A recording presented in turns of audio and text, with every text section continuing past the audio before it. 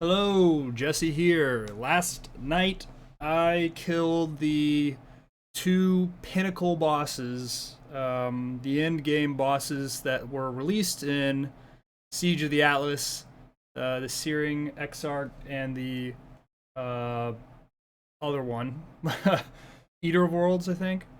I caught them on stream, so we're gonna watch these two clips really quickly, and then I'm gonna talk about the build. So I'm going to hide my face. Yep.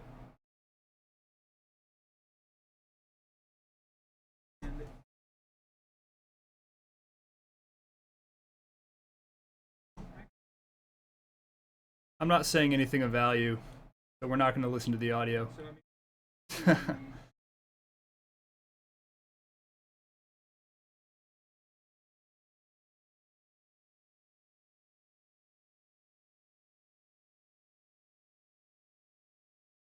And we'll go to a little, we'll do a little 1.5 speed. You kind of get the idea here. We're spinning to win. I'm pretty sure I do die a couple times.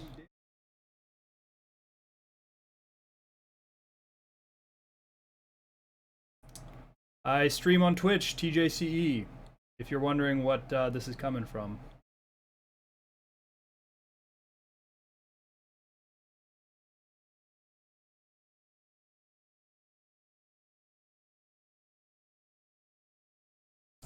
Pretty low DPS overall, but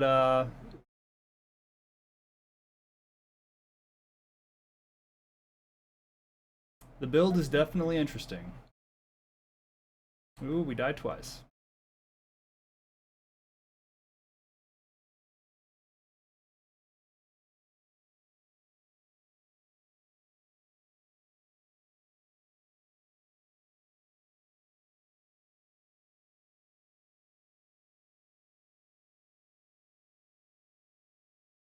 And voila! That was the Exarch, the Eater Worlds. I think it's 136 here.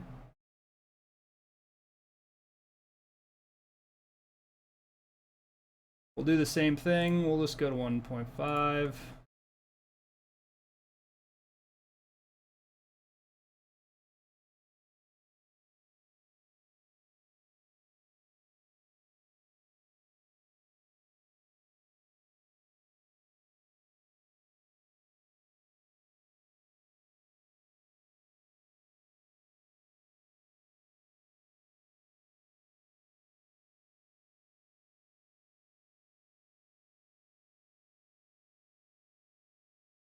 Yeah, just a lot of spin to win.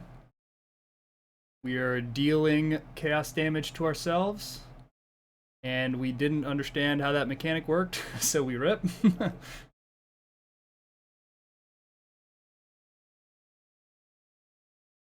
Pretty brain dead playstyle, to be honest. It is a hold down right click build, and occasionally you hit W to move with your Frostblink or whatever your hotkey is. But yeah, pretty simple playstyle. I have no idea how the fight works. I didn't watch a video for it. Same thing with Maven, which is why I bricked my first like 4 Maven fights. It's pretty rough. But yeah, pretty low DPS overall. We're using Volatile Dead, Purifying Flame, and Wave of Conviction in level 20 cast when damage taken gems. So I really don't think the DPS is more than like 1 million at most. So, you know, fights like these tend to take a while. We did get a Forbidden Flesh. Pretty exciting. Alright, let's get out of this. Let's pop the face back on. Hello. And let's go to the game.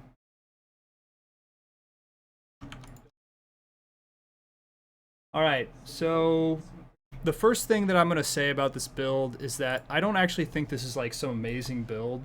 I just think that the mechanics are interesting enough to where someone can probably figure out a way to abuse this, who's smarter than me.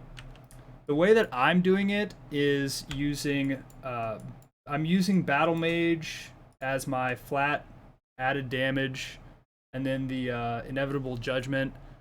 Inevitable Judgement is good for boss killing, and in a build like this, I mean, ideally we are very tanky, but it's really not the case. We've upgraded our pieces of gear since last time we recorded a video about this build, but we have 2 synthesized rings that we 20 qualled for life and mana using fertile catalysts.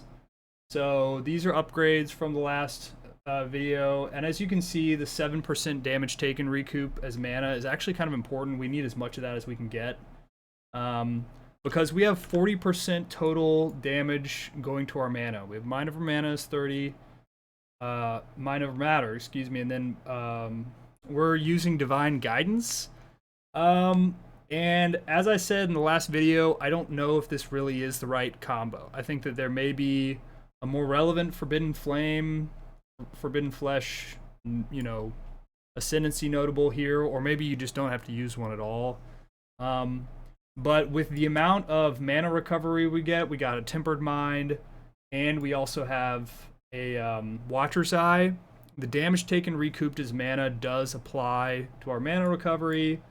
So every time that we take a Forbidden Rite hit, it is going to our life and our mana. It's going to our mana at like 50-ish% of the damage goes to mana, maybe more than that. And then at life is a lot more than 100%, thanks to Maw of Conquest being perfectly rolled, plus the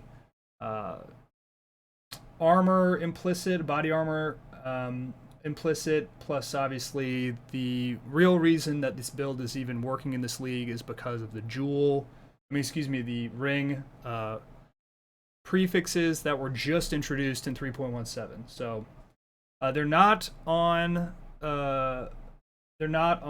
the amulets, but we still need as much damage taken recouped as mana. So the playstyle, the only link that we're using that actually we're casting ourselves is the Forbidden Rite. I threw a Culling Strike on there. Theoretically, we want a max level cast while channeling because we want to deal chaos damage to us ourselves as fast as we can. So an upgrade to the build that's just a flat damage upgrade is getting this leveled enough so that we're triggering Forbidden Rite faster, which damages ourselves more. And